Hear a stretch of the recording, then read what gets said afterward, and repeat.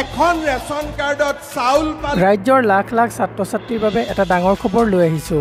উচ্চতৰ মাধ্যমিক পৰীক্ষা পাছ কৰা লাখ লাখ ছাত্ৰ ছাত্ৰীৰ বাবে এটা ভাল খবৰ।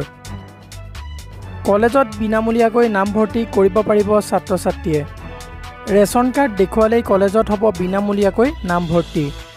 নালাগে ইনকাম চাৰ্টিফিকেট, নালাগে গাঁওবুঢ়াৰ প্ৰমাণপত্ৰ অথবা অন্য প্ৰমাণপত্ৰ।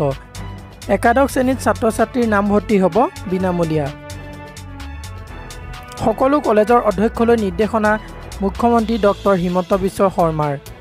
ৰাজ্যৰ লাখ লাখ ছাত্ৰ ছাত্ৰীৰ বাবে এটা ভাল খবৰ। আহকচোন ডক্টৰ হিমন্ত বিশ্ব শৰ্মাদেৱে কি মন্তব্য আগবঢ়াইছে জানো। এখন ৰেচন কাৰ্ডত অৰুণোদয় পালো, এখন ৰেচন কাৰ্ডত চাউল পালো, এখন ৰেচন কাৰ্ডত কলেজত এডমিশ্যন পালো, এখন ৰেচন কাৰ্ডত আয়ুষ্মান ভাৰতৰ 5 লাখ টকা পালো। এতিয়া মই আৰু এটা কাম কৰিব খুজিছো।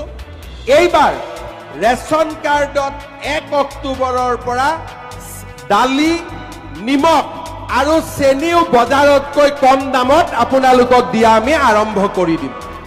অৰ্থাৎ যদি বজাৰত 1 তাৰিখে 90 টকা দালিৰ দাম হয়, ৰেচন কাৰ্ডত আপোনালোকে 60 টকাত পাব।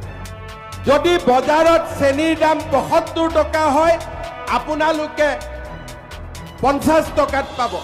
আৰু বজাৰত যদি নিমখৰ দাম 30 টকা হয়, ইয়াত আপোনালোকে আমাৰ ৰেচন কাৰ্ডৰ দোকানত আপোনালোকে 20 টকা পাব। মোৰ লাহেকৈ আৰু এটা মই চিন্তা কৰি আছো। যাৰ যাৰ ঘৰত গেছ কানেকশ্যন আছে, 1000 টকা দি গেছ কিনিব লাগে।